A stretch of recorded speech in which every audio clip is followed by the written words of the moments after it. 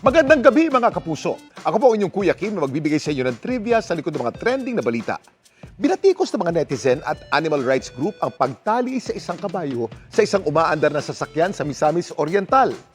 Ang driver ng sasakyan at mismong may-ari ng kabayo, nakapanayam ng aming team. Handa raw siyang bigyan linaw ang totoong kwento sa likod ng viral video.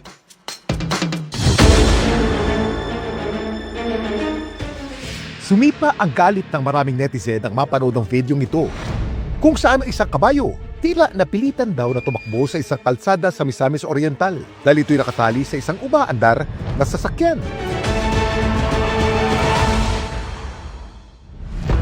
Sa isa pang video, makikita namang nakabulagta ng kabayo sa gilid ng kalsada at hinahabol na rin ito kanyang hininga. Literal na hingal kabayo.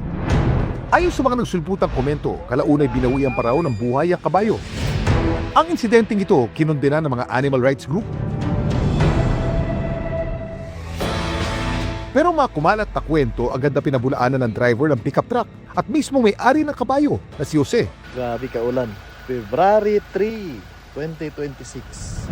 Sa video kanyang pinost, makikita ng kabayo alive and kicking pa rin. Mauni siya si Kabang. In very good condition. Chismis nila nga namatay. Huy. It's very alive at walang any injury ang kabayo. Si Jose, isang dekada na raw nag-aalaga at nagtitraining ng kabayo sa Gingoog, Misamis Oriental. At ang isa raw sa sinasanay niya ngayon, ang kabayo na nag-viral sa video na si Kabang. Si Kabang is already a third generation horse. Sobrang close ko sa kabayo na yan kasi sa akin yan mula bata hanggang ngayon. Si Kabang kasi is around 3 to 4 years old na. So ideal time na talaga para mag-training. Tapos na kasi sa training sa riding. Ngayon, tinitest ko naman yung endurance niya at the same time, yung familiarity niya sa road. Slowly, ini-introduce mo sila sa daan para hindi sila magulat. Nilalakad mo until such time na nilalagay ko sa moving vehicle. Pero of course, with maximum care.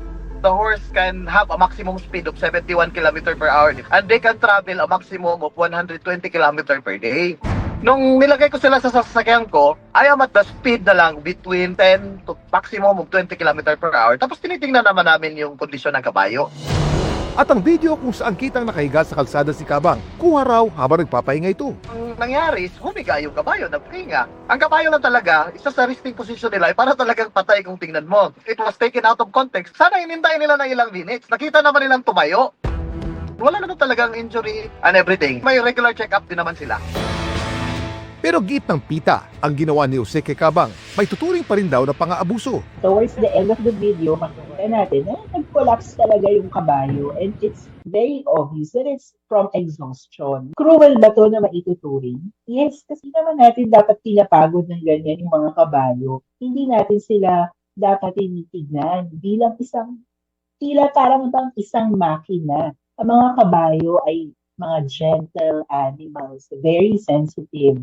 Yung kanyang paghilata dun sa road is a really sign of exhaustion. Hindi normal yung reaction ng kabayo kasi in a normal setting ng training, pinag-standby sila in standing position and resting position talaga sila. If you think there is an abuse, then they have all the right to do that. Kilala ko ang kabayo, kung ano yung alam ko kung ano yung capacity niya. Si Jose may mensahe naman sa mga nagpapakalat ng maling balita tungkol kay Kabang. You have to be careful what you read and what you see on social media. Fact check lang talaga before kayo maniwala. Pero alam niyo ba na may kinalakihan tradisyon ng ilan nating kababayan? Kayong klarong pag-abuso to sa mga kabayo, kahit na pinagbabawal lang ngayon ito ng batas, nangyayari pa rin daw ito. Kuya Kim, ano na? Ito ang horse fighting o sabong ng mga kabayo. Ang naturang duelong bahagi ng kultura ng ilang tribo. Paraan naman ito ng pagsusugal para sa ilan. Paglabag ito sa Republic Act 8485 o Animal Welfare Act. Hindi sapat na katwiran na bahagi na ito ng kultura dahil kalupitan pa rin ito sa hayop. Nagtatamo sila ng matinding pinsala dahil sa palaro. Ang nakakalungkot lang, nangyayari pa rin ito lalo na sa mga probinsya.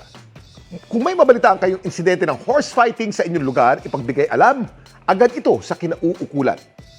Samantala, para malaman ang trivia sa likod ng viral na balita, i-post o i-comment lang, #Kuya Kim, ano na? Laging tandaan, kimportante ang may alam.